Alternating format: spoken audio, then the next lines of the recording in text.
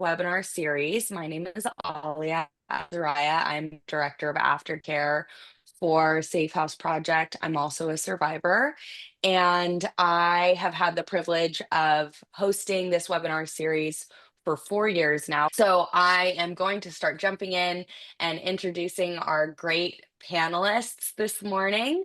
So honored to have you guys with us. Let's just jump right in. I'm going to start by introducing Congressman Brandon Duffy. Congressman Duffy is hailing from South Carolina's 48th district. He is a state representative and would say that his district does sports better than anywhere else. His biggest accomplishment during his time in office has been passing Gavin's Law, which criminalizes digital sextortion. And his top priority for the rest of his term is to strengthen internet safety measures for children. So we thank you, Congressman Duffy, for joining us this morning.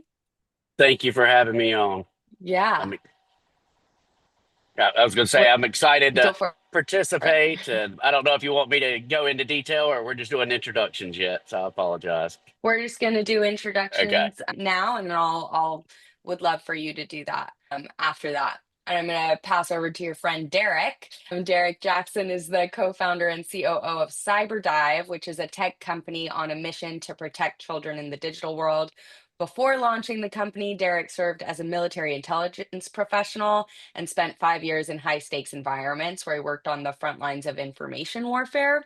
And his role there included analyzing threats from terrorist networks like ISIS, safeguarding his team, and making life or death decisions in real time. So, this experience sharpened his ability to understand patterns, assess risk, and act with precision. So, after leaving the military, his sense of purpose didn't fade, it just shifted. Becoming a dad made him acutely aware of the digital dangers that our children are facing today, from harmful content to the quiet psychological toll of social media, which drove him to co-found CyberDive, where he brings operational leadership and protective instincts to the forefront of digital safety. At CyberDive, he leads with a commitment to three core values, being safety, empowerment, and connection. And he's passionate about giving parents the tools to navigate the digital world with confidence, helping families build stronger, more informed relationships in a tech-driven age. So Derek, we thank you for being here and all the work that you're doing as well. Leah, thanks so much for having me, and hello to everyone. It's great to meet you, and I'm excited to be a part of this. Yeah. And last but of course not least, Kelly. Kelly Richards is a national program manager at the Department of Homeland Security Cybercrime Center Child Exploitation Investigation Unit. Try saying that 5 times fast. Ms. Richard is responsible for coordinating trainings and conferences related to child exploitation and vets incoming international leads and disseminates them to the field accordingly. So she's also the national program manager for the Awareness and Resilience Mentoring for Operational Readiness program. She's been a federal agent with Homeland Security for 17 years, working child exploitation, financial asset forfeiture investigations, human trafficking, and immigration investigations. Prior to working with HSI, she was employed as a surveillance specialist with the Federal Bureau of Investigations with over 21 years in the federal government. She has a bachelor's of science in applied mathematics from Rochester Institute of Technology. So we thank you for being here and bringing your expertise as well. Thank you. Thank you for having me. Good morning and good afternoon to everybody that's on. Yeah. It's afternoon here on the East Coast, so. I think most of you are East Coast. Derek is a little closer to me, I think. Is that right? Yeah, I'm out here closer to the West Coast, so it's still morning. Yeah. Yes. Well, and we have attendees from all over the country as well, as you'll see in the chat, everyone from Wisconsin to Connecticut, Kansas, California. So people are in that with us. So I want to talk about a little bit about why we're here today. The reason is that we do talk about online exploitation quite a bit now in our cultures and communities. I see, obviously, being in this field, I'm sure I see a lot of the conversation more than other people do, but it is a regular topic of conversation, I think, in most people's lives, especially if in the lives of parents and people who are around children, with children having access to screens and devices now as a necessity, right? Like my child's going into fourth grade and she needs to have a computer for her school. It's a requirement for fourth grade now. So there is, regardless of our own, like maybe rules in our home, having access to technology is something that our kids need for their schools and outside elements at this time now. And so the conversation usually centers around parents and what parents should be doing. But in this work, the reality is that many of the youth that we work with don't have parents. And the reality is also, or don't have active parents or equipped parents. And the reality is also that many of the youth who are targeted by digital recruitment or online extortion aren't in environments where parental protection is possible or where it is their primary source of support.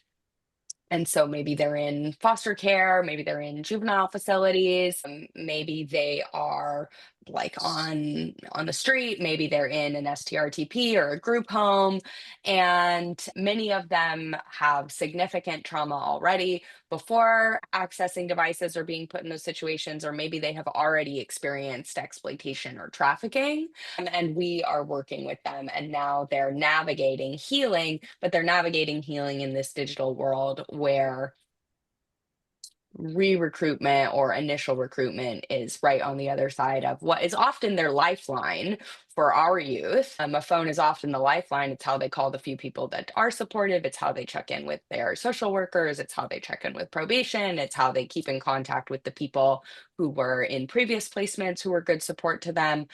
And yet it also is this very big risk for re or initial exploitation. And so this conversation is for the adults who show up every day in those spaces and are interacting with those kids. So people like advocates, program staff, mentors, social workers, educators. And our hope is that today's panel will bring together some voices from tech, from law enforcement, from policy to help us kind of unpack this reality of what's actually happening, how the digital landscape is evolving, and what we need to understand if we're going to respond effectively. So I did a little bit of introductions, but before we jump into the questions, do you all have anything else that you wanted to add about your history in this space, or your work in this space that I didn't mention? Did a good job. Thanks. Yes. Yeah, good to go. Okay, great. So let's just jump in. Why are we talking about this to begin with? I gave a little bit of background, but why is this such an urgent conversation when it comes to the way online extortion is happening, digital recruitment is happening, and the way that not just traffickers, but predators in general are targeting youth online? Who wants to start us off? I'll go first. My mission is due to losing my son over online sextortion. And in 2022, I'd never heard of sextortion. And to see how much it's grown, to see how much it's turning into grooming, and seeing how our children are being attacked, and especially those that are vulnerable, that don't have the parents to lean on. The mission becomes more about educating and making sure that they're aware of tools out there. But we are seeing children die daily due to online exploitation. So my focus is really trying to get that word out and protect kids as best as possible, whether that is through doing events such as this to educate those that might not be aware of the harms, whether it's legislation or working with companies such as Derek and Cyberdive to produce tools to protect children online. Yeah, thank you. And I want to say too, where Brandon comes from is a source of tragedy. And I think for a lot of us, we hear stories like that and we're afraid. Like, I think right now as parents, it's really scary because we're starting to recognize that we can't just We can't just turn the threats off. We can't just get rid of them. We can't just put better locks on the doors and know that nobody's going to be able to get in, because at the end of the day, like you said, you have a fourth grader and a laptop is part of school. And there's so many benefits that come with being able to access the internet, but there's a lot of risks that, maybe our parents didn't have to necessarily worry about. And so recognizing that fear, I think we've done things traditionally for the past 20 or 30 years in a certain way. We try to create better filters and better blocks and better controls when really, what we've seen is that we need better transparency. We need to give people who care, whether it's parents, whether it's caregivers, access to what is going on so that they can sit alongside their kids or sit alongside vulnerable people and teach them to make better choices. And there is no ability prior to this, and what we're doing now, to give parents and caregivers actual visibility into what is going on. And I think that's going to make a huge change as we go forward. Thank you, Derek. I'd like to add also, just from the law enforcement perspective, we Please. can't catch these bad guys fast enough. I mean, it seems like we need a public service announcement that child exploitation and trafficking is illegal. They just either don't care or they continue to do what they do. And bringing the law enforcement side, and we can tell you stories after stories of cases that we've worked, of the number of kids that we have rescued. HSI's first priority is always rescuing the kids before anything else. But these guys, we don't have enough manpower to find these guys fast enough and take them down and stop them. And that's why we need to talk about it, because like we've all just said, we need to educate the public, whether it's educating kids or parents or teachers. And we have educational platforms at HSI here that maybe another question, I can bring that up and mention that more. So Yeah, that would be great. Yeah, thank you. I just echo everything that you all are saying. And I think as somebody who works with vulnerable youth or youth who have a history of exploitation, I see the lack in education that around social media and around like safe internet practices that they just don't know. And so we are really setting them up to fail if we haven't kind of adjusted the way that we teach things to include this specific really vulnerable population. We're going to move on to the next question, but just so everyone sees, Thomas just dropped into the chat some information from NCMEC around the sextortion numbers. And yeah, if you're not familiar with sextortion and how prevalent and just devastating that can be in the lives of youth, would encourage you to look at what he put in the chat. There's as well. also, there's also Nope, a go for great it. link that NCMEC has up. It's called noescaperoom.org that will allow a parent or a student to participate in an interactive video to show how simple this is, or how this crime is so simple to fall for. Yeah, and Mm. I can include the links to both of those, both what Thomas put in the chat. Thank you for that, Thomas, and what Congressman Guffey just mentioned in our post-webinar email that everyone here will get as well. I can include that so everyone has access to it. My next question for you all is, have there been any moments that have clearly revealed to you, and Kelly, I think I'm going to start with you. Sorry to put you on the hot spot here. But have there been any moments that have really revealed to you how unprepared our systems are to handle these digital threats against youth? that's a tough question. I'm going to refer to my notes that I had here, because this Please. one, I'm not like the tech geek of the group. Yeah, And I don't know if I even have a lot of notes on here for that question. that's okay. I don't even know where to start with that, because part of the I don't want to say social media is a problem. Social media is good and bad. The internet's good and bad.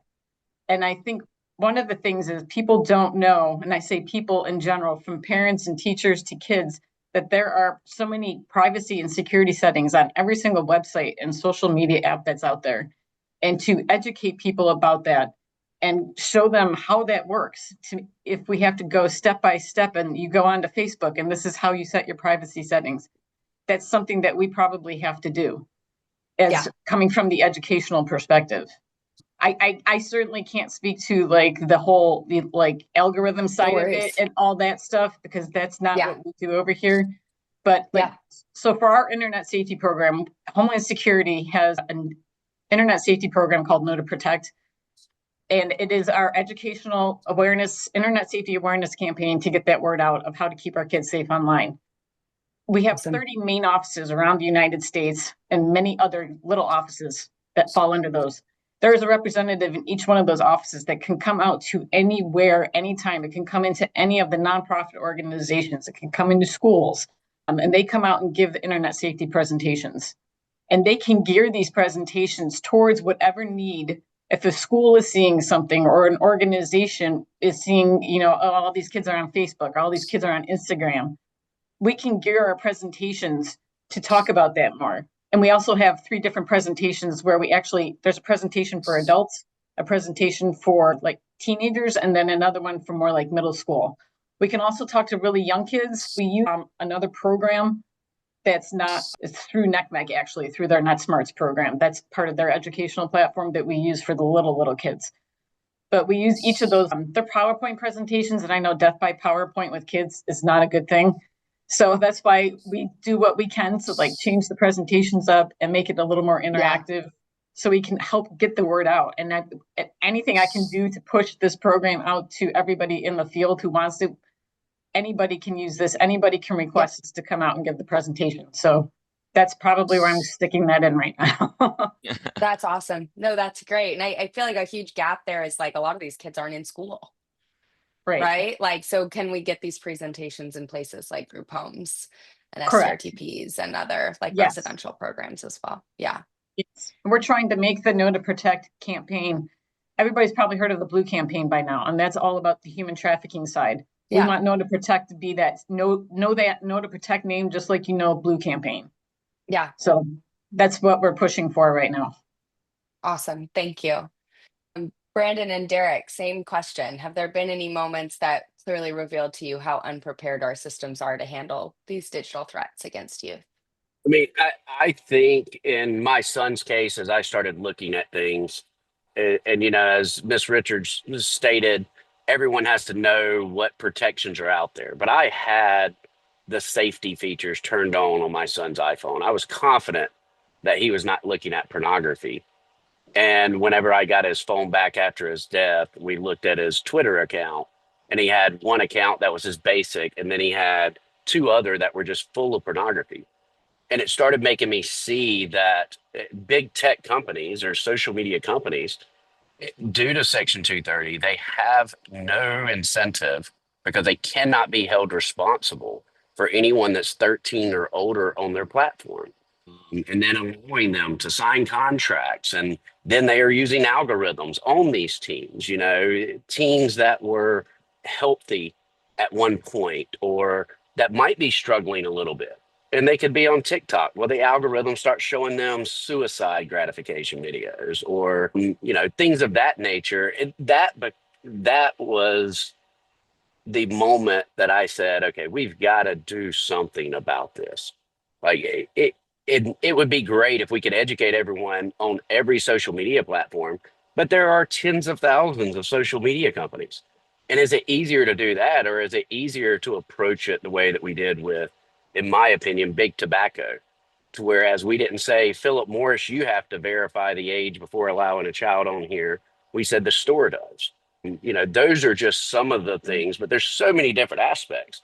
One of the things that I loved about working, and Derek, I don't want to steal your thunder No, here, go but for one it. of the things that I loved working with CyberDive about was that it is almost like implementing a seatbelt law, to where if you get kids using the devices, that they're aware that an adult can see what they're doing. And then you have protections like the nudity filter on there that's going to stop it. It trains them to be more responsible online, as opposed to taking away all of their freedom. And then you're getting the information to know if an algorithm is targeting your child. Yeah, and if I can just pop in Yep. about the moment where I Please. kind of realized, I don't know, a lot of people don't know this. I'm starting to learn the history of internet filters and parental controls. It actually started in the 90s, because as the internet became ubiquitous and everyone started using it, obviously these public computers that were in public libraries or that were started to being put in schools, kids were accessing pornography. And when parents found out, they'd come home with printed out nude pictures in their backpack.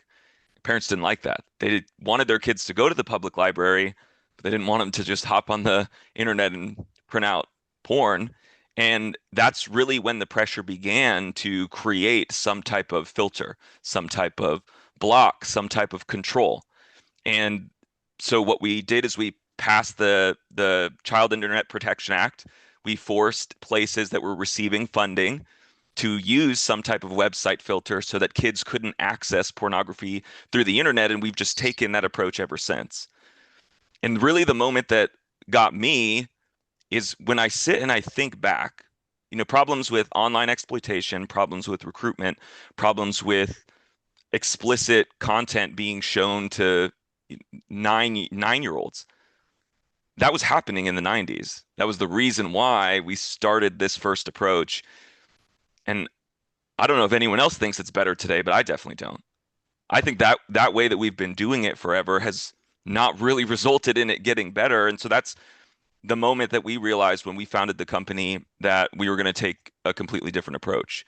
So we don't do anything at the app level. Everything's in the operating system so that parents or caregivers or anyone who's involved can see everything that's happening 24/7 and it's archived. We just had a case last week where one of our users connected with someone they thought was they're the same age, ended up being an adult man, and he exposed himself over a video call. And at the moment that that occurred, the phone locked, reported it to the parents, and we were able to send all of the archived activity of what led up to that point to law enforcement so they have better information to be able to find this guy and bring him to justice. And what really is meaningful to me is that without that, one, law enforcement wouldn't have better information, but two, who knows what would have ended up for that 14-year-old girl.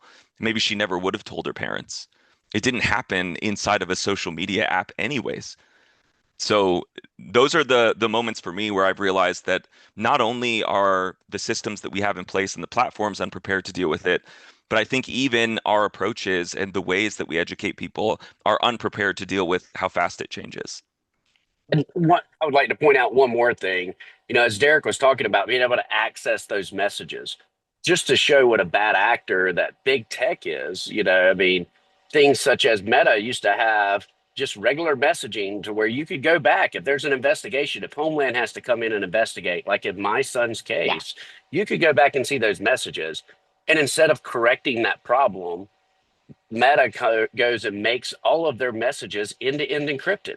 So even if something happens, you can't access these messages. And, it is very frustrating. That's the reason we're seeing an increase in child sex abuse material online. We can actually access that information through a subpoena. You can. Yes. Because they claim that they can't even access it. Well, we're having a problem with Meta right now with they're not very law enforcement friendly at the moment. We're working with them to try to fix a few of the bugs on our end, but on most apps we can issue some kind of judicial process to obtain content of messages and emails or however else information was shared. We can't always get it. It just depends on who we're dealing with, the company that we're dealing with, and how long they retain the information. But yes, it is obtainable. Yeah. All right.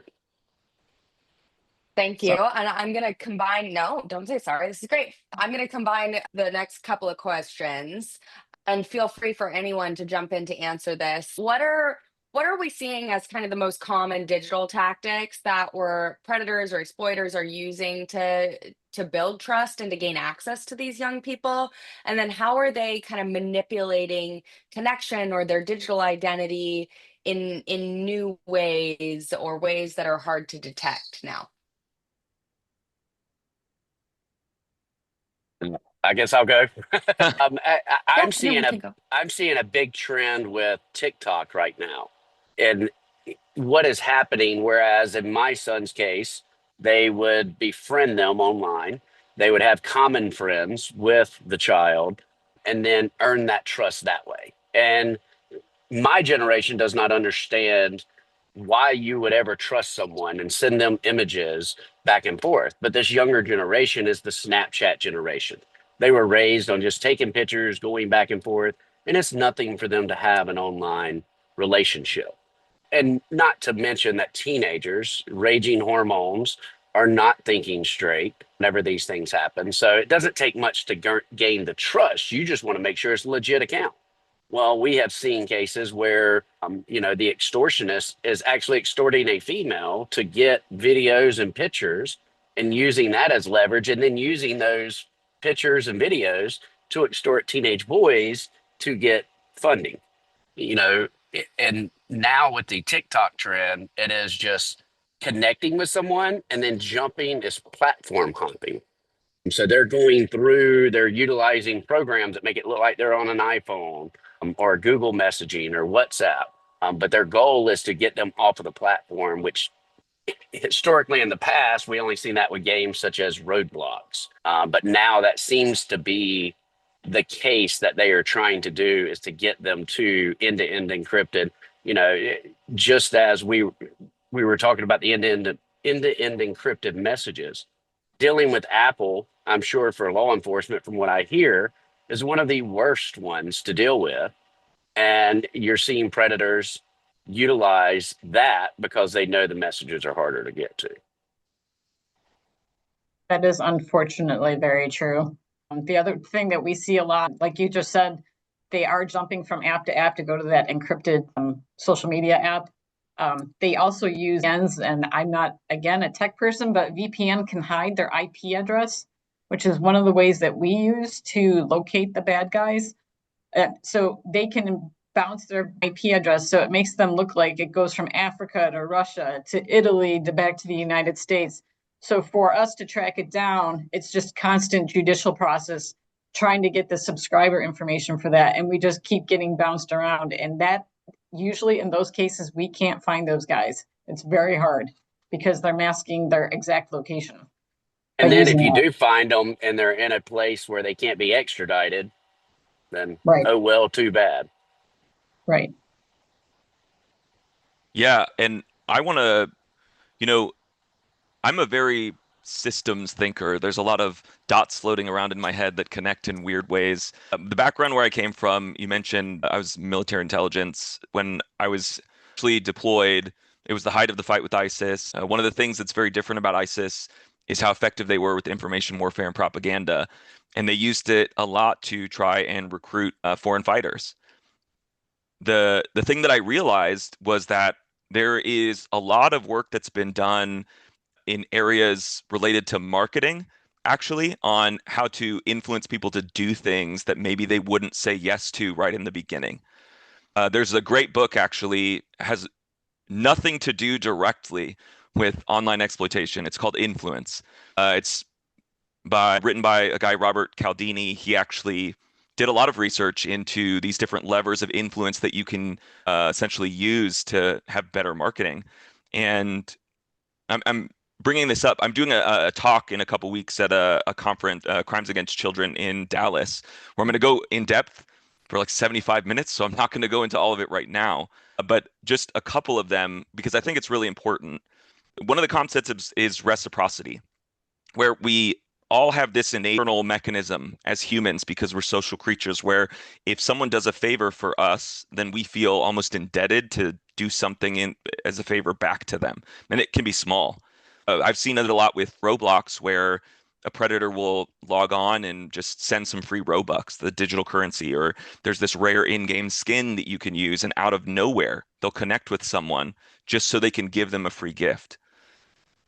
And that's that reciprocity tactic, because they're sending it to them, and this child or vulnerable person is feeling good about it, so that later on, maybe if that person reaches back out and says, hey, I'm going to send you something else, I just need to make sure that you're a real person. Can you send me a selfie of your face?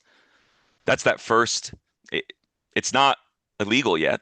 They're not doing anything explicit or nefarious necessarily, but it's those little steps in that direction.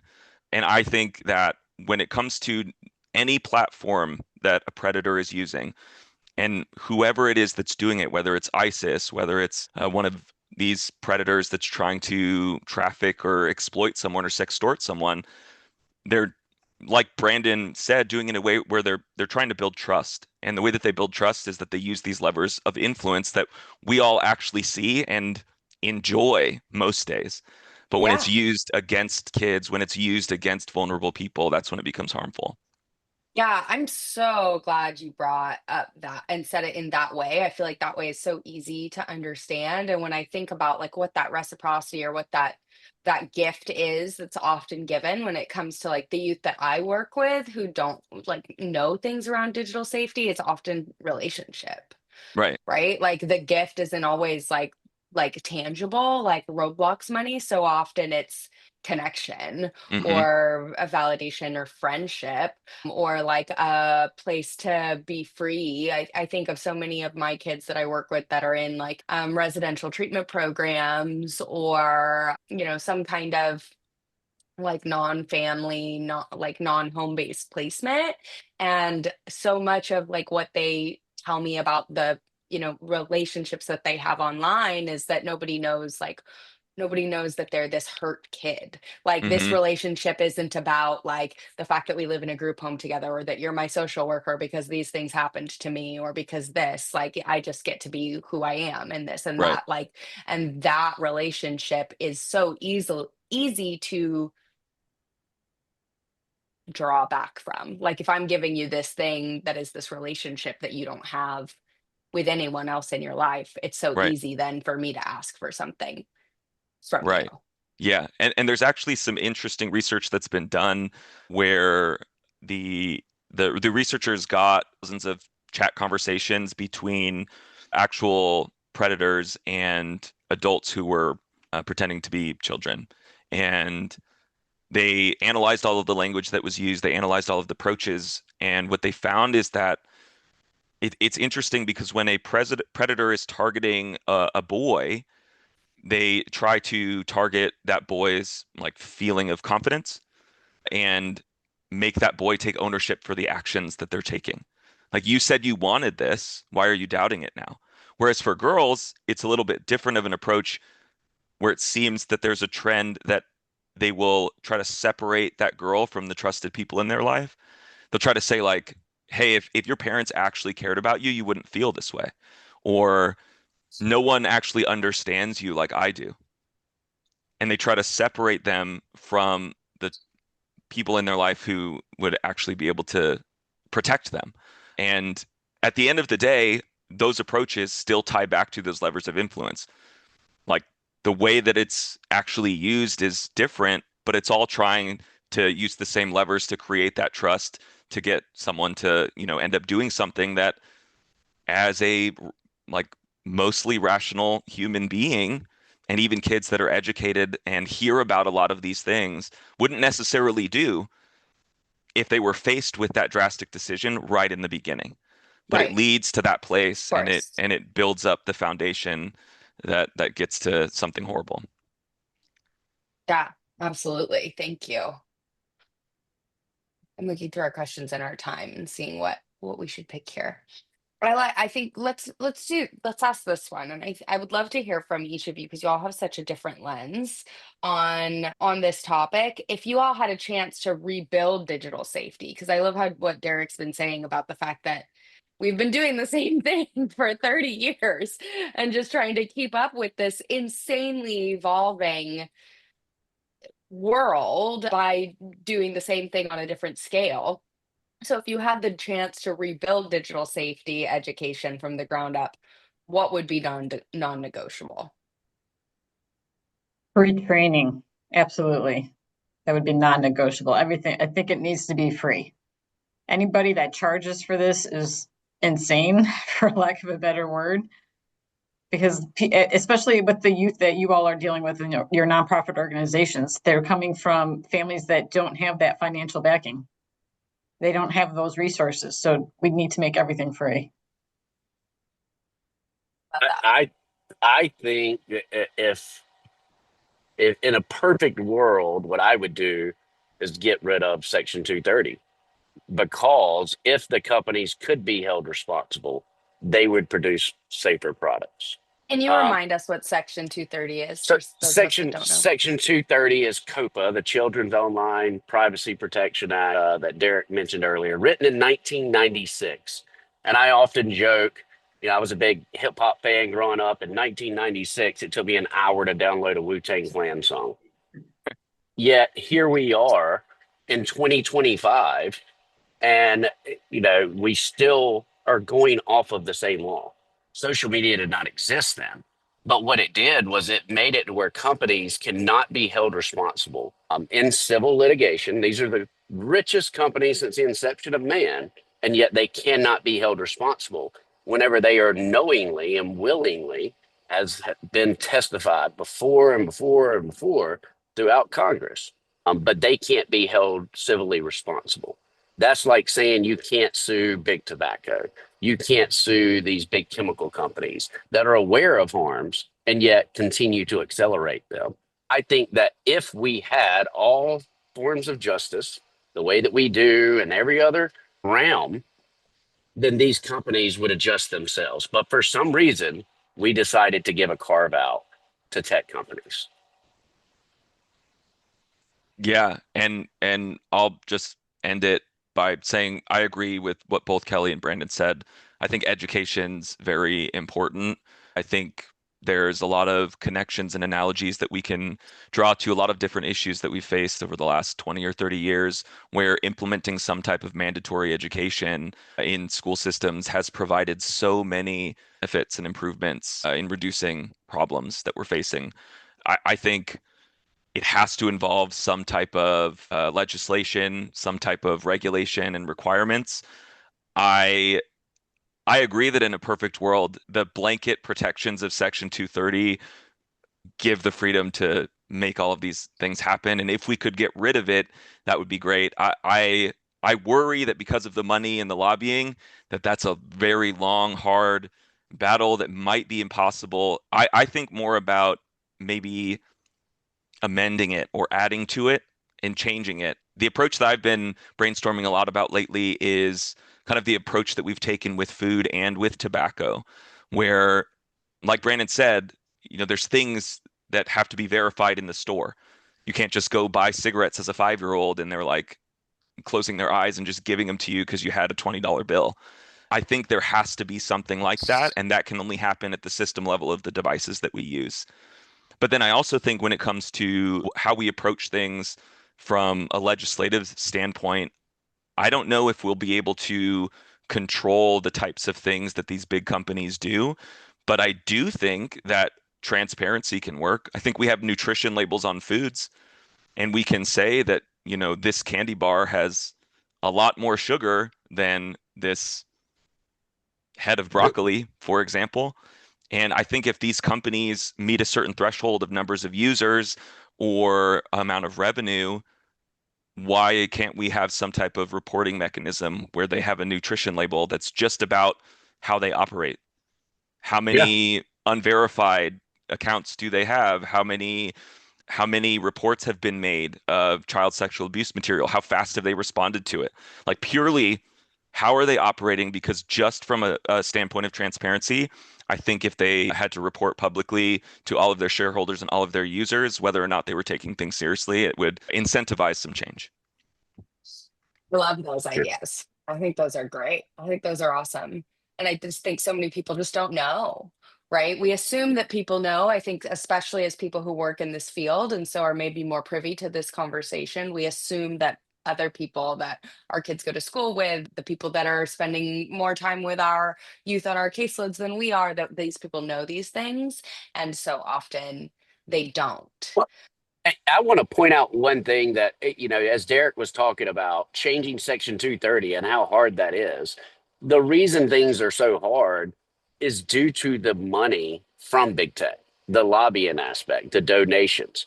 I'm in my 3rd year in the state house. I'm not even in leadership within my own state, much less on a federal level to make a change. But because I've been so vocal, I've had close to 40 text messages sent out to me, close to 75 grand by a DC dark money group just trying to damage my reputation just because I've spoken up against big tech. Like those are the problems that we have. So that, and then the age of our lawmakers that we have, understanding, I'm a big proponent of term limits, but not in the way that everyone explains it, just saying, oh, you can only be there for so long. I believe that we should self-impose term limits to allow the younger generation to step up and lead. Because if you keep a child in the house until they're 30, they never learn how to provide for themselves. The same thing can be said for government. And I think that, you know, we've got major problems legislatively with lobbying and money that come in. But 230, I think just making those changes, because the last thing we want to do is open up a bunch of frivolous lawsuits. But whenever you have whistleblowers coming out saying you were warned that this is causing children's death and you did nothing about it, or in my case, if you send someone a Facebook request, you can use block this person and any new profiles that they create. In my son's case, Bella Janet 28 is the person that's contacting him. Law enforcement gets involved, they do the subpoena, Meta pulls down Bella Janet 28, but left up all of the other accounts affiliated with this person. So that person then begins to extort my 16-year-old son who just lost his brother, my 14-year-old cousin, and even extorting me for months after they'd already caused the death of my son. Yeah, I'm so sorry that you experienced that in general. And I echo, I have a youth right now who has, yeah, videos of herself in her exploitation as a 13-year-old that is on a very large platform that has been reported repeatedly that this is a minor and needs to be taken down. And each time gets back the like, we've reviewed this for, and we've found that it like it meets our guidelines. We're fine. We're not taking it down. And then that video is being used by other people in order to force relationship or shame her or like cause emotional distress in other ways. So I think we see this all the time, and we've spent a lot of time in how terrible this is. And I know that a lot of you all are spending your time in trying to make solutions as much as making people aware of the scary and horrible space that so many of our youth are found in. But I would love to turn to kind of what have you seen that has actually been helpful? What are some of those like digital harm reduction techniques, platforms that you've seen, systems that you've created in Derek's case that have actually been helpful when it comes to helping our youth live in this world that we're in? I can start this one off. Obviously, I've Please. told a lot of stories about what I do in our company. We've seen like the products that we've created just help a lot of people. We had an organization that we were working with who, one of their residents ended up reconnecting with their trafficker before they found out about us. And then when they, got our phones and were able to review what was going on, they were able to save him from essentially running away and getting involved back in the life. And I think that's one thing that we've seen be very helpful.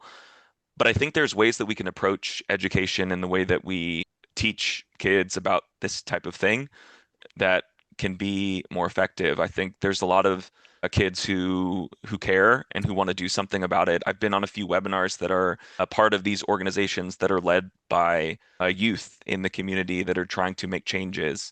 And if we can give resources and funding and a voice to the kids themselves and to the youth themselves, I think that they will be able to police each other up better than, any of us will, because they're always going to look at us as the authority, and they're always going to look at us as the ones trying to impose something on them that they don't want and that they'll rebel against. So I wanted to bring that up because I think if we can start making that a bigger part of the way we strategize about doing this, it can make a good change.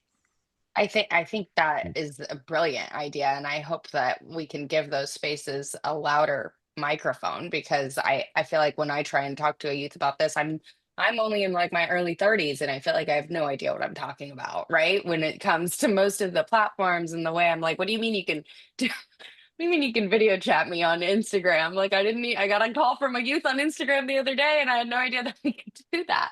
Yeah. And so like I'm like they need to be the ones leading this conversation. They are the people that are so affected and they are the ones who understand what's happening more than I think any of us would.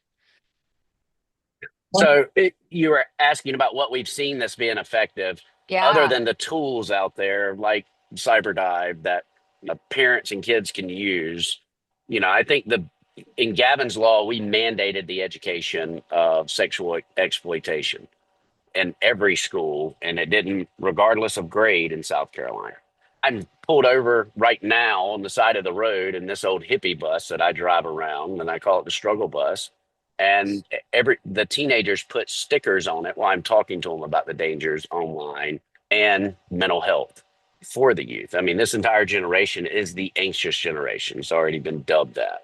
But getting the youth involved, that has been this has been that I'm sitting in has been my biggest tool with getting the youth involved. I've had youth create educational videos, and once you get them to understand, and I can't tell you how many times I pulled over at a gas station and a teenager wanting to come and take a picture of the bus just to put on their socials, and by the time they leave, they're crying on my shoulder because they're going through something or they have someone that they know is going through something. Just opening up that conversation more and giving the information out. That's what makes a world of difference. Thank you, Brandon, and thank you for everything you're doing for the youth and If I to make an impact. Please, Kelly. can I add to that? Two things that I've seen that have been effective on our side of the house. For one thing, when our agents, I've gone out to do these internet safety presentations. I haven't done them in the last few years, but I've done them. And we find even to this day, doesn't matter what our audience is for either one of these 2 points, case studies of cases that we have worked that lays out details of how we received a lead that came in, who this guy is, the steps that we took, the information that we saw, the victims that we found. I have to say, I forgot who mentioned it. It might have been Brandon who said that there's one guy, he's been talking to like 60 people and we only found one kid. That's yes, and that can happen, but that means that law enforcement's not doing their job. Law enforcement, if they're doing their job properly, goes and finds those 59 other kids. And they do the best thing that they can. We have an operation here at HSI that if we can't find those kids, we have a whole victim ID lab that can go find those kids for us. That they have resources in there that even us as agents don't even have access to. So talking about case studies is huge. The other big thing that we found very effective talking to, doesn't matter if it's parents, kids, is actual victims and survivors like yourself coming to talk about their story. Because when you hear the stories, it sends chills through you of what you've been through. And it really starts to register with everybody in the audience of how serious the problem is and what the potential is of their kids being harmed and what can happen to them. That I think just speaks volumes by itself.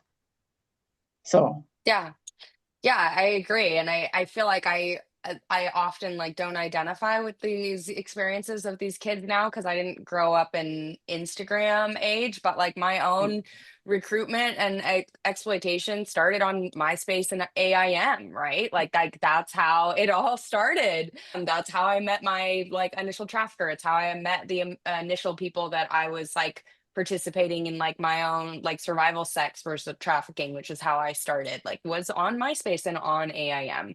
Like extortion, exploitation, these are not new. Like I experienced extortion in my school with photos and things. Like these are not new. Like I was in high school in the early 2000s. These are not new things, but they are compounded in an extreme way in the digital landscape that we're in and in new tactics. And I think we like as parents forget that. And as people who are supporting kids, we just don't know. I have at least one question or a couple questions from our attendees that I'd like to ask you guys. And I think this one is great. And I know that so many people probably have it. How is AI changing things? How is it impacting online exploitation? it is.